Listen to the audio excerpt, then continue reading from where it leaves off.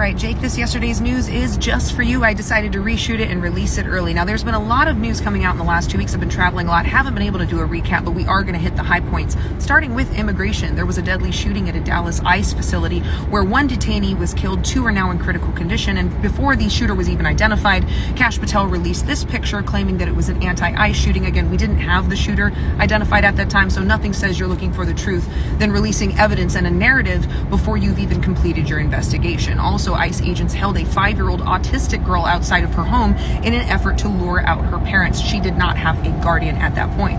And there's been a lot of talk around Alligator Alcatraz. Out of the 1,800 original detainees put in that camp, 1,200 are missing without a trace.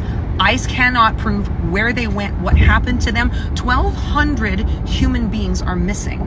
Also, ICE is conducting illegal deportments of people to Africa using military planes that are turning off their transponders so that they cannot be traced. They are taking people to countries they have never been, not their country of origin, and most of them are legal asylum seekers that have reason to fear persecution and torture if they are returned to their home countries. A gold statue of Trump and Epstein appeared on the National Mall. This is a permitted statue. It was then removed, but it's a good reminder that we should be asking for the release of the Epstein files. And now that Democrats have won a special election, there are enough votes in the House to force the Epstein files to go to vote on the House floor. So every single person will have to put their name, yes or no, as to whether they are going to protect child predators or not. The Trump administration has now threatened that there will be massive layoffs should there be a government shutdown, as Democrats are not agreeing to the stopgap funding that Republicans have proposed. But Trump is refusing to meet with Democratic leaders. He canceled a meeting with Schumer and Hakeem Jeffries, and Republican GOP leaders will not meet with Democrats to negotiate